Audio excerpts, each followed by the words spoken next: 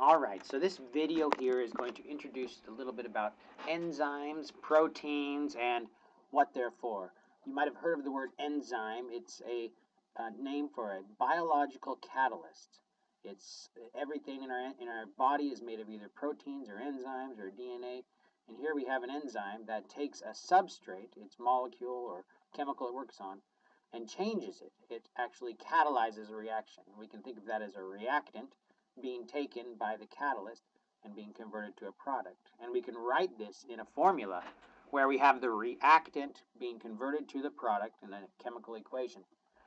Now, proteins are also a different type of material that we find in biological systems, and proteins don't catalyze reactions, but they can interact with each other to form larger structures. So we can pretend like we have protein B and protein C here coming together to form larger structures. And these larger structures are necessary for all the different components that we have in our body, all the materials, the bones, the ligaments, the skin, the muscles. So large chunks of these proteins, or large macromolecules we call them, can all work together to form different parts of our body, the bones, the skin, so forth. Polypeptides are the class, the group that enzymes and proteins fall under. Polypeptide means many peptides, and we'll introduce that in a second. But the way that we depict these, or the way that we can visualize these, is actually like this. This is a polypeptide. It's one hose or one chain that wraps around. This is on the left there under the enzymes. You see one chain, and it wraps around many, many times and folds, we call it, into one structure that can accept that molecule under the substrate. So that's just a chemical. Proteins are the same thing. They don't have an active site, a site where the substrate goes to, but they have the same structure in terms of the principal structure of polypeptides. Now, polypeptides are proteins, and these proteins are made of these different structures here, these amino acids. All right, so polypeptides means many peptides. A peptide bond is a bond between two amino acids. And here we have the amino acid structure, the general amino acid structure. We have an amine group on the left there, also called an amino group, and we have a carboxyl group on the right there, a carbon double bound to an oxygen with another oxygen with a negative charge. And in the middle we have a carbon, and below that we have an R group, or a variant group. That means all amino acids have this structure. The only difference between different amino acids is the R group is different. And to the right here we have a chart of the 20 different amino acids that nature uses. And a polypeptide, again, is a peptide, a bond between many amino acids strung together in one string. All right, so here we have the depiction of one amino acid being strung together with a second amino acid. The one amino acid on the left, you see the negative side of the carboxyl group is going to be attracted to the positive side of the amino group, the nitrogen there on the right side, and it's going to form a new bond between the carbon and the nitrogen, and water is going to come out of this reaction, and that is the definition of a peptide bond. That's one peptide. Now we can have multiple amino acids, and you see the R groups there. One R group is going in the up direction, one R group is going in the down direction, and as we saw previously, there are 20 different types of R groups that there can be. All right, so we can imagine not just two amino acids here, but multiple amino acids. So here we have multiple amino acids where we have their different names identified. We have a valine, a histidine, a leucine, proline, serine, glutamate, and glutamate, another glutamate, all attached in one chain. And you can see up above the individual components, or where the amino group is replaced by the peptide bond. And so we have 1, 2, 3, 4, 5, 6 peptide bonds forming here. 1, 2, 3, 4, 5, 6, 7 peptides or 7 amino acids, and this is called a polypeptide, many peptides. And in a protein, you just continue this sequence, and you get maybe from 300 to 1,000 different amino acids in one line. Now, when this molecule, this very large polypeptide, is placed into water, an aqueous environment, then it will curl up and fold because, as you see, some of these R groups, some of these amino acids, are hydrophobic. Hydrophobic means it doesn't want to interact with water, just like oil doesn't. But there are some, like you see the histidine has a charge on it, and the glutamates at the end have negative charges on them. Those will be hydrophilic. They'll want to interact with water. So we have a certain amount of folding due to the response or the reaction of hydrophobic residues and hydrophilic residues and how they want to interact with water. So that's how that's what a polypeptide is. Now we have a nice video here, and you can see the YouTube link there. This is a video of a protein called GCSF, granulocyte colony stimulating factor, GCSF for short. It's a smaller protein, not too many amino acids, and we'll see these amino acids and how they link together. So here is the whole peptide chain. We have it winding back and forth so that we can see it. If we just had it straight, it would be hard to see. But here's the whole peptide chain. The chain that winds is the backbone of the protein, the peptides, and then the R groups are also shown here. And we can, just like the previous slide, the amino acids, the 20 different amino acids, all have individual letters that we use to identify them. So these, we can fill in all the amino acids with their individual letters to simplify how we view this, right? And then we can color the protein based on which side of the protein we are. So we started with blue and we end with red, right? So now each one of these dots represents a peptide in this polypeptide. And you can see there's about maybe 150, 200 of them here. And this is GCSF. Now this is what it might look like before it's placed into water, okay? But as soon as you place it in water, then it begins to fold. It begins to fold because of the hydrophobic interactions, the interactions between the polypeptides themselves. And this is the final fold of GCSF, the final fold here. And you can see now the three-dimensional, how we have a three-dimensional structure. We can identify, again, the amino acids. We bring them up, and we can convert those amino acids back into the actual structures that they are. And this here is what the structure of the protein would look like.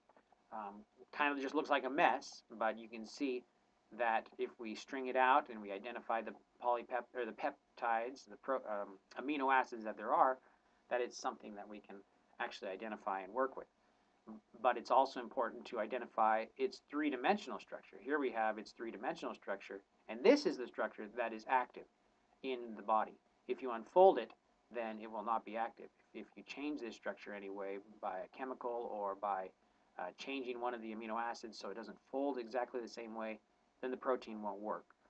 Or if you were dealing with an enzyme, which will look exactly the same, but it will have a certain spot that is an active site where it accepts a chemical to come in and converts it to a different chemical.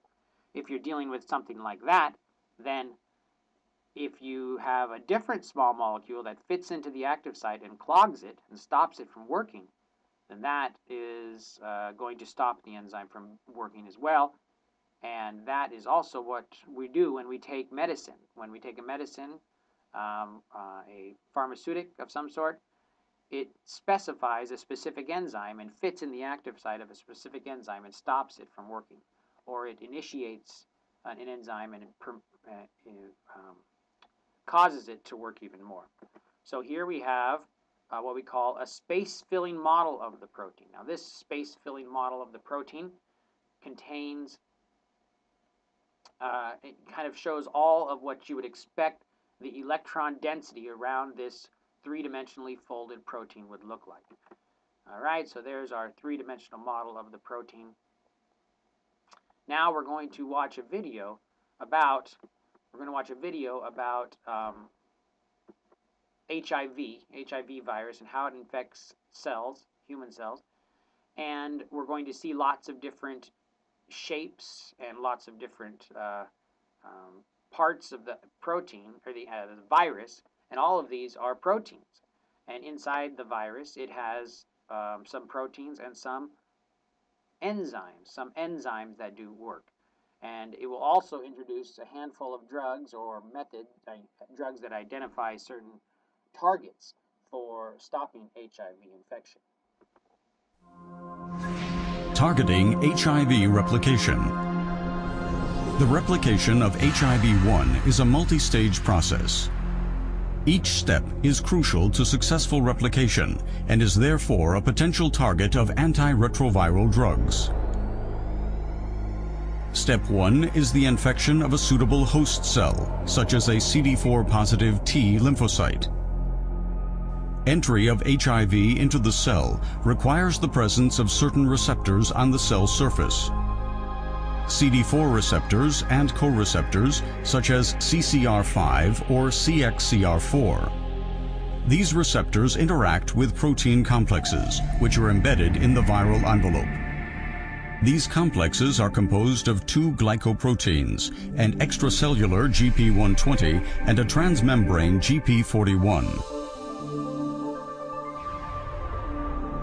When HIV approaches a target cell, GP120 binds to the CD4 receptors. This process is termed attachment. It promotes further binding to a co-receptor. Co-receptor binding results in a conformational change in GP120. This allows GP41 to unfold and insert its hydrophobic terminus into the cell membrane. GP41 then folds back on itself. This draws the virus towards the cell and facilitates the fusion of their membranes.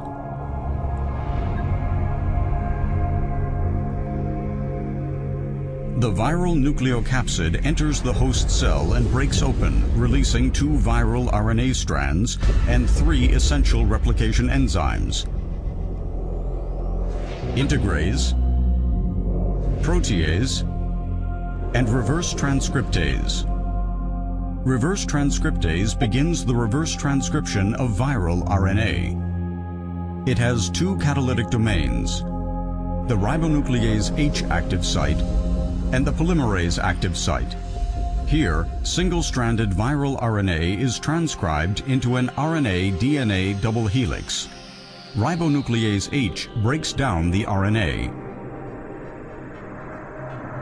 The polymerase then completes the remaining DNA strand to form a DNA double helix. Now, integrase goes into action. It cleaves a dinucleotide from each 3' end of the DNA, creating 2 sticky ends. Integrase then transfers the DNA into the cell nucleus and facilitates its integration into the host cell genome. The host cell genome now contains the genetic information of HIV. Activation of the cell induces transcription of proviral DNA into messenger RNA. The viral messenger RNA migrates into the cytoplasm, where building blocks for a new virus are synthesized. Some of them have to be processed by the viral protease. Protease cleaves longer proteins into smaller core proteins. This step is crucial to create an infectious virus.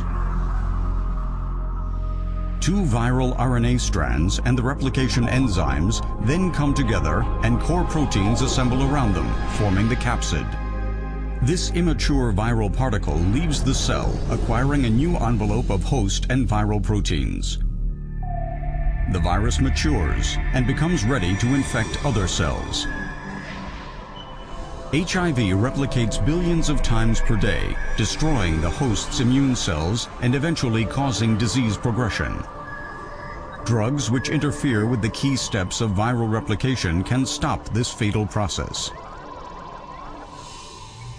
Entry into the host cell can be blocked by fusion inhibitors, for example. Inhibition of reverse transcriptase by nucleoside inhibitors or by non-nucleoside reverse transcriptase inhibitors is part of standard antiretroviral regimens. The action of integrase can be blocked.